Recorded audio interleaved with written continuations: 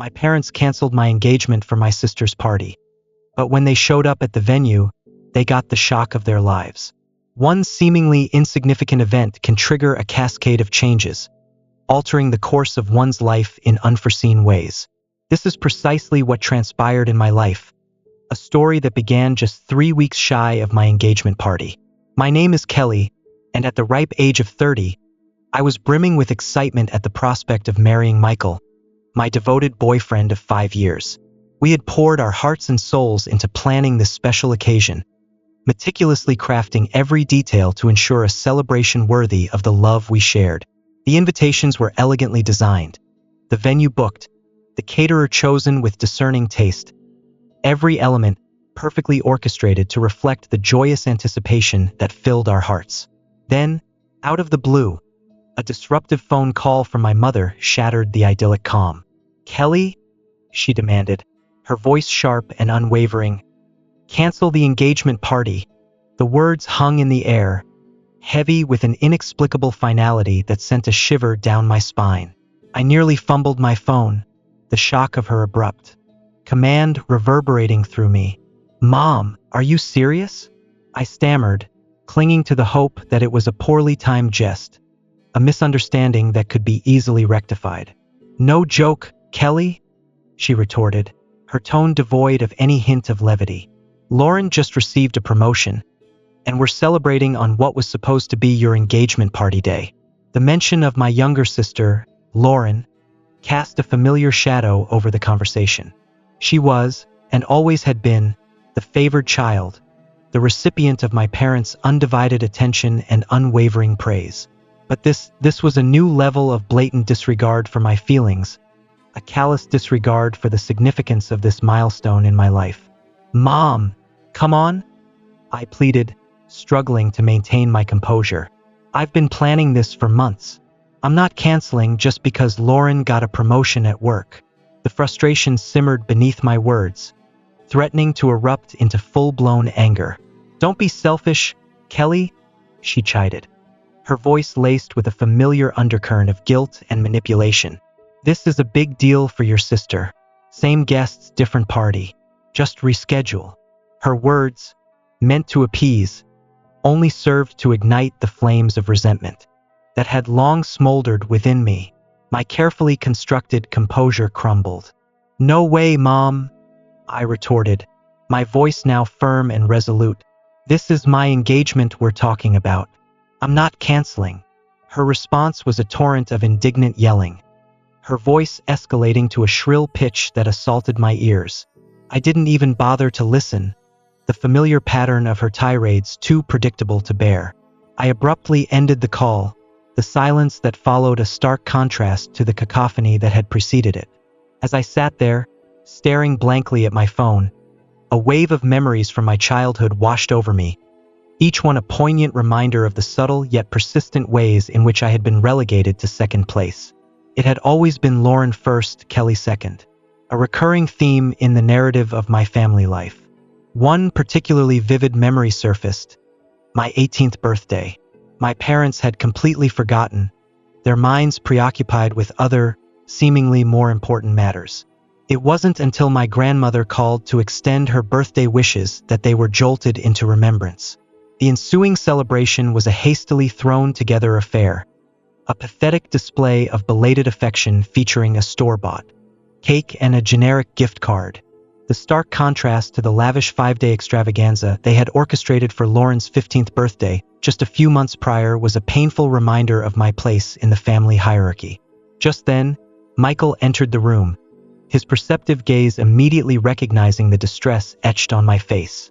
"Kelly," he asked softly, his voice laced with concern, "what's going on?" I poured out my heart to him, recounting the entirety of the conversation with my mother, her unreasonable demands, and the flood of painful memories that had resurfaced. He listened intently, his expression hardening with each word, his anger palpable. "That's ridiculous," he declared, his voice firm and unwavering. "We're not canceling anything." His unwavering support was a balm to my wounded spirit. I nodded, grateful for his presence and his steadfast refusal to allow my family to diminish the significance of our engagement. "I know," I replied, my voice trembling slightly.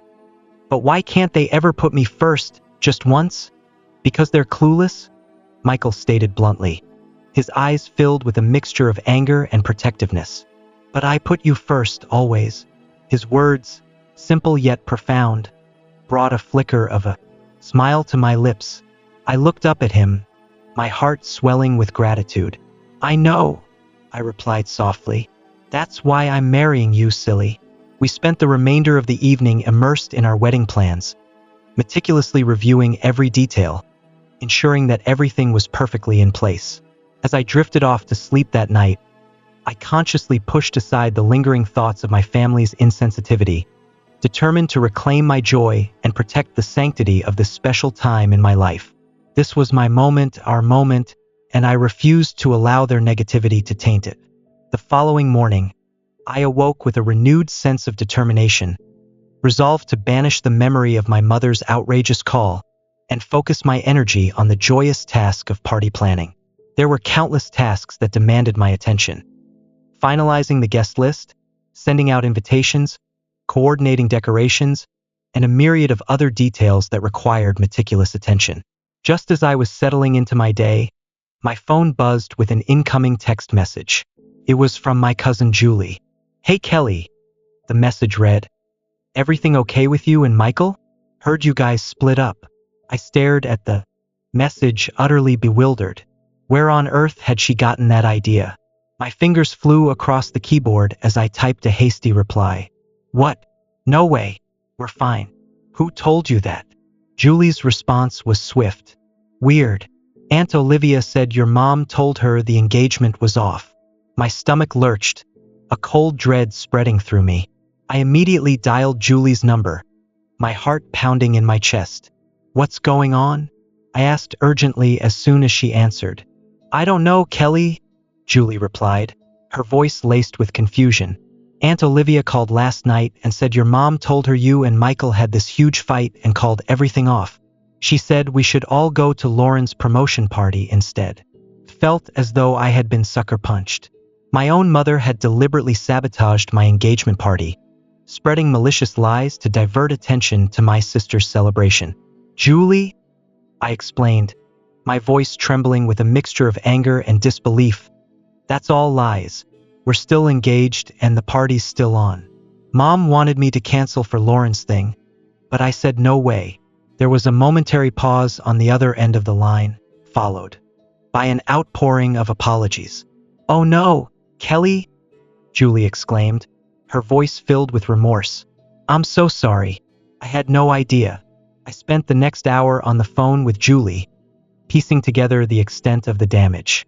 It turned out that my mother had systematically contacted every single relative on our guest list, weaving an elaborate tale of a dramatic breakup between Michael and me.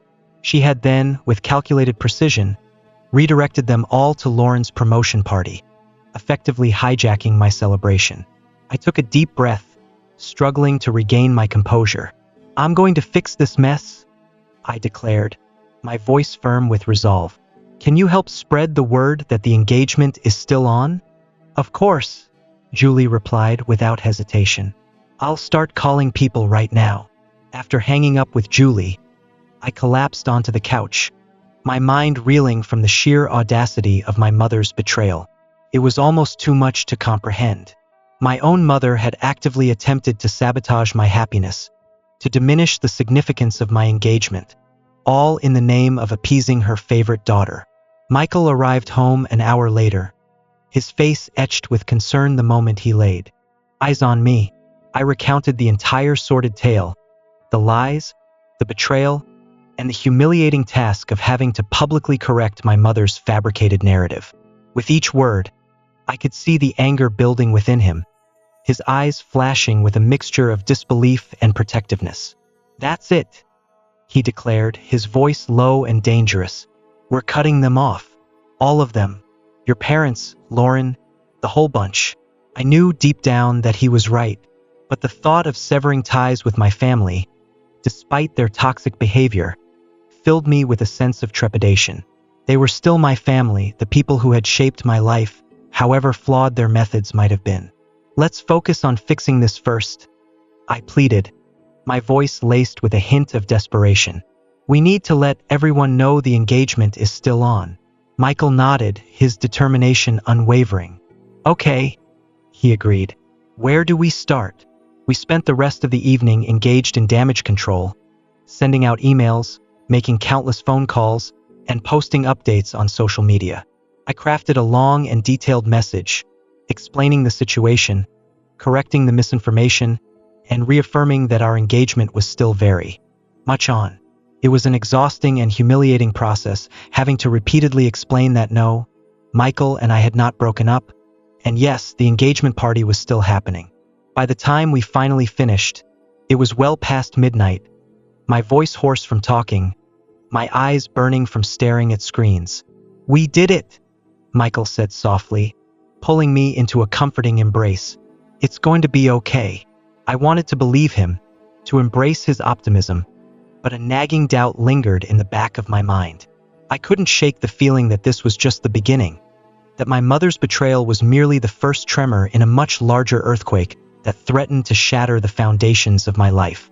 The next day, I decided to visit my Aunt Nicole, my dad's sister, who had always been a kind and supportive presence in my life. I hoped to invite her to the engagement party in person, to clear up any lingering confusion and ensure that she had the correct information. As I approached her house, I heard voices emanating from the living room. I was about to call out a greeting when I overheard a snippet of conversation that stopped me in my tracks.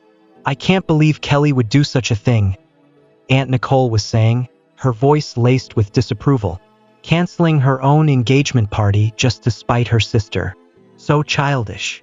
My heart sank. It was another lie, another distortion of the truth perpetuated by my own family. I was about to burst into the room and set the record straight when I heard another voice chime in. I know, right? It was my cousin Maria. Poor Lauren must be devastated. After all that hard work to get promoted, and now Kelly is trying to steal her thunder. I had always considered Maria a close confidant, but there she was, gossiping about me behind my back, perpetuating the lies my mother had so readily disseminated. I couldn't take it anymore. I stepped into the room, my voice cold and even. Is that really what you think of me? Both women jumped, startled by my sudden appearance. Aunt Nicole was the first to recover, quickly plastering a fake smile on her face. Kelly, sweetie, she said, her voice overly sweet. We didn't hear you come in. Obviously, I replied, my voice dripping with sarcasm. I came to invite you to my engagement party, but it seems like you've already made up your minds about me. Maria, to her credit, at least had the decency to look embarrassed. Kelly, she stammered, we didn't mean. Save it, I interrupted, my patience worn thin. I want to know exactly what Mom told you. For the next hour, I listened as they recounted the twisted narrative my mother had concocted. According to her version of events, I had thrown a tantrum upon hearing about Lauren's promotion, demanding that she reschedule her celebration.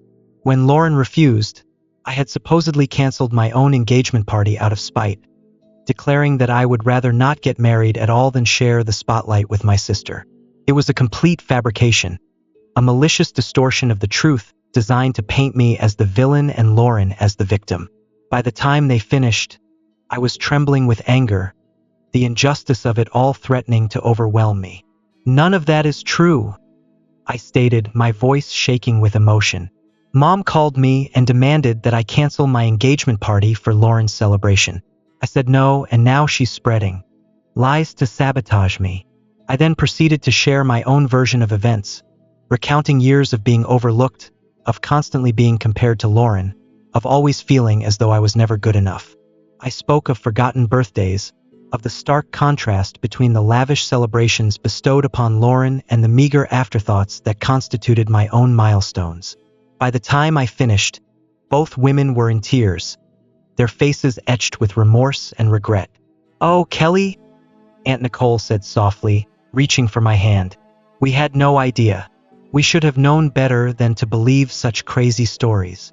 I took a deep breath, struggling to regain my composure. "Look," I said, my voice still trembling slightly. "I appreciate the apology, but right now I need your help. The engagement party is still on, and I need you to spread the word. Can you do that?" They both nodded eagerly, relieved to have an opportunity to rectify their mistake and support me. As I left Aunt Nicole's house, a wave of conflicting emotions washed over me. I was still angry at my mother's betrayal, hurt that my family had so readily believed the worst about me. But there was also a flicker of hope, a sense of validation that at least some of the truth had been revealed. The day of the engagement party arrived, and I was a bundle of nerves. As Michael and I approached the venue, my heart pounded in my chest, a mixture of anticipation and dread churning within me. I held my breath as we pushed open the doors, bracing myself for whatever chaos might await us inside. But what I saw took my breath away. The hall was buzzing with activity, filled with the smiling faces of friends and family. The room was packed, not just with those we had managed to contact and correct the misinformation, but also with relatives I hadn't seen in years. "I can't believe you all came," I whispered, my voice choked with emotion.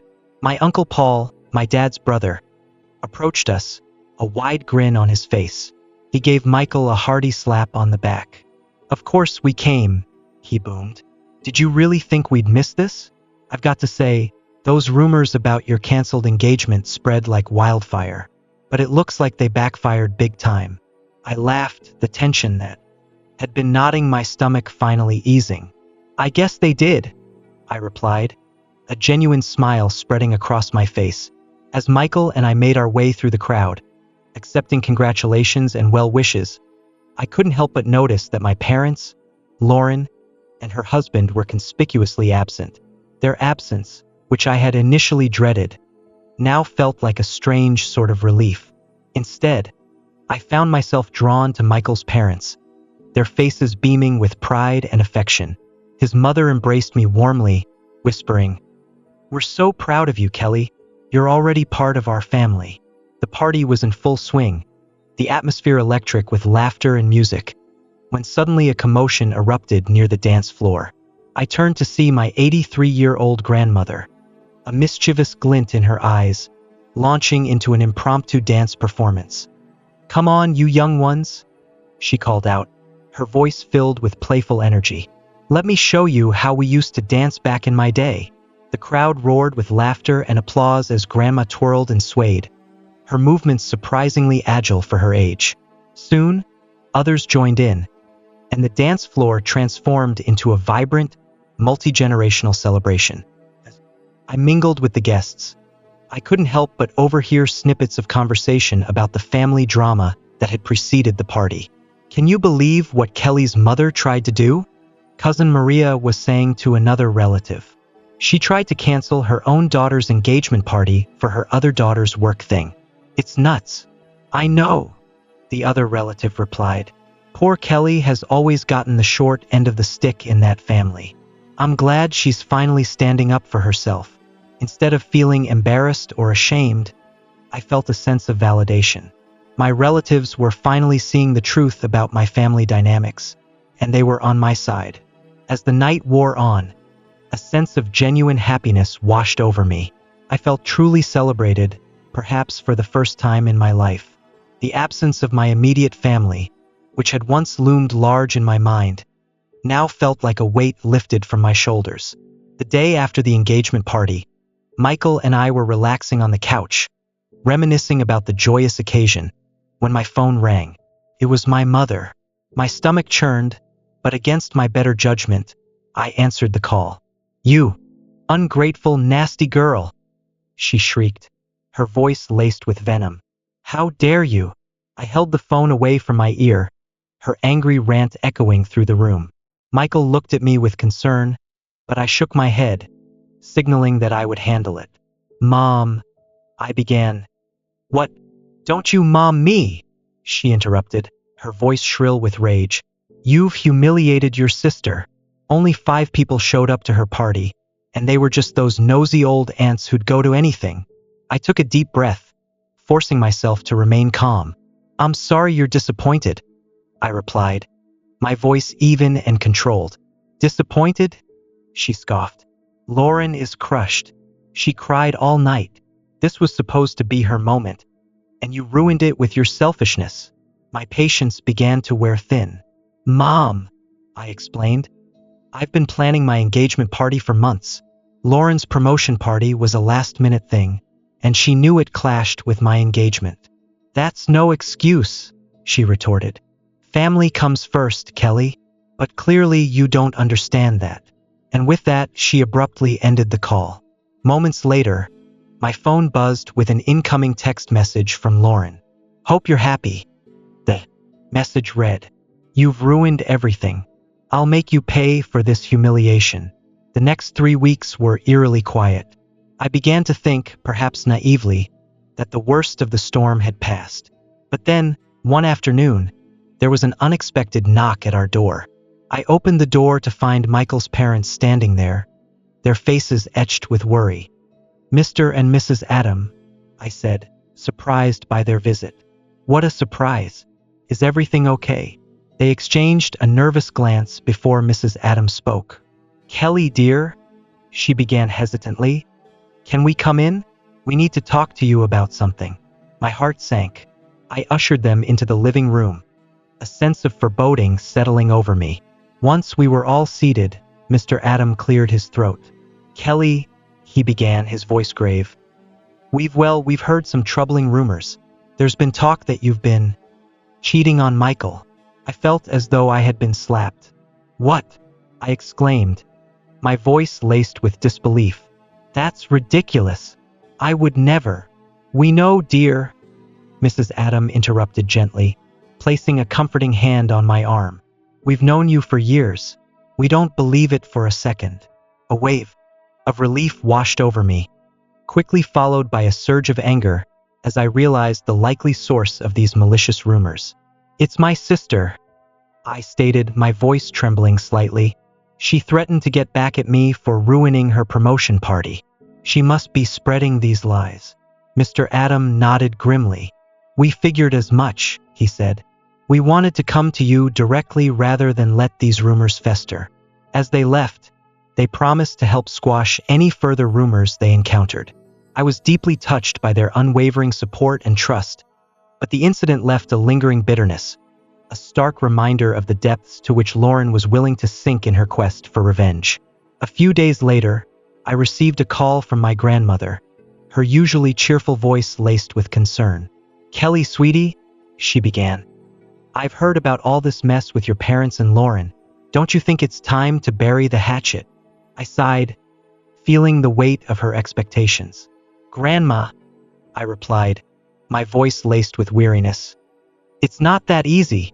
They've really hurt me. I know, honey, she said softly, but they're family. Surely there's a way to patch things up. I could hear the genuine plea in her voice, and it tugged at my heartstrings. Grandma had always been my steadfast ally, the one person in my family who had consistently shown me love and support. I hated the thought of disappointing her. What do you think I should do? I asked, already dreading her answer. Why don't you try reaching out? She suggested. Make a peace offering. Show them you're willing to mend fences. I closed my eyes, torn between my love for my grandmother and my need to protect myself from further emotional harm. After a long moment of silence, I finally relented. Okay, Grandma, I sighed. I'll try. For you. That evening, I stood on my parents' doorstep, my heart pounding in my chest. As soon as I stepped inside, I knew it was a mistake. Lauren was there, her face contorted with anger. So, she spat, her voice dripping with sarcasm. You think you can just waltz in here and throw me a pity party? That's not what I began, but she cut me off abruptly. I don't need your handouts, Kelly, she shrieked. Do you think that makes up for what you did? I should have had my party on your day. Then people would have actually shown up. I stared at her, stunned by the sheer bitterness in her voice. Lauren, I said softly, I'm trying to make things right. Make things right? She screeched, her voice escalating in volume. You ruined everything as usual. It's all about you. I looked at my parents, hoping for some semblance of support, some indication that they recognized the unfairness of the situation. But they just stood there, their faces impassive, nodding in agreement with Lauren. "She's right, Kelly," my mother said, her voice cold and distant. "You've always been so selfish." Something inside me snapped. Without a word, I turned and walked out, ignoring their calls behind me. The futility of the situation washed over me, a heavy wave of disappointment and resignation. Later that evening, I visited my grandmother again. She greeted me with a hopeful smile. "How did it go, dear?" she asked, her eyes filled with anticipation. Instead of answering, I pulled out my phone. "Grandma," I said quietly, "I think you need to hear this." Her eyes widened in surprise, but she nodded slowly. I pressed play and Lauren's furious voice filled the room. As the recording played, I watched my grandmother's expression shift from hope to shock, then to deep disappointment. When it finished, a heavy silence hung in the air. Then, to my surprise, Grandma reached out and took my hand. "Oh, Kelly," she said softly, her voice thick with emotion. "I'm so sorry. I had no idea it was this bad. I owe you an apology, Kelly. I shouldn't have pushed you to reconcile." Tears welled up in my eyes, blurring my vision. "It's okay, Grandma," I whispered. "You didn't know." She shook her head. "No," she said firmly. "It's not okay. I should have believed you from the start. I just wanted so badly for our family to be whole." We sat in silence for a while, both lost in thought. Finally, Grandma spoke again.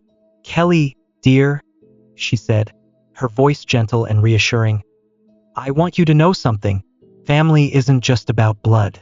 It's about love, respect, and support. And from what I've seen and heard, Michael and his family give you that. Don't let anyone make you feel guilty for choosing your own happiness." Her words were a balm to my wounded spirit, a validation of the choices I had made and the life I was building with Michael. The following morning, I awoke to the incessant buzzing of my phone. It was a barrage of angry text messages from my parents. My heart sank as I read them, realizing that Grandma must have told them about the recording.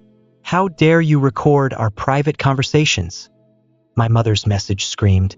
"You're nothing but a sneaky, ungrateful snitch." My father's message was equally scathing.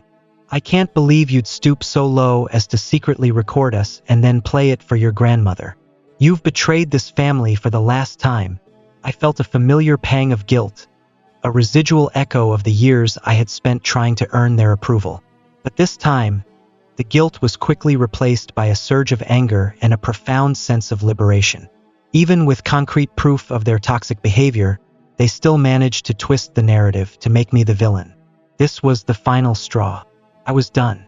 In the weeks that followed, I tried to focus on my work and my relationship with Michael, determined to move forward and leave the negativity of my family behind. But Lauren, it seemed, was not ready to let go. Her spitefulness intensified, her campaign of harassment escalating to new levels of pettiness and cruelty. It began with whispers at work. Colleagues would fall silent as I entered a room, only to resume their hushed conversations the moment I left. I soon discovered that Lauren had been spreading malicious rumors about me, questioning my competence and fabricating stories about my personal life. Then came the anonymous messages on social media. Hateful comments began appearing on my posts, each one more vicious than the last. I couldn't definitively prove that Lauren was behind them, but the tone and content left little doubt in my mind. But Lauren's cruelty reached its nadir when she attempted to sabotage my relationship with Michael. One evening, he came home from work, his brow furrowed with concern. "Kelly," he began hesitantly, "I got a weird call today. It was Lauren. She tried to tell me you were cheating on me." I felt the blood drain from my face. "What?" I whispered, my voice barely audible. "Michael, you know that's not true." He quickly reassured me, pulling me into a comforting embrace.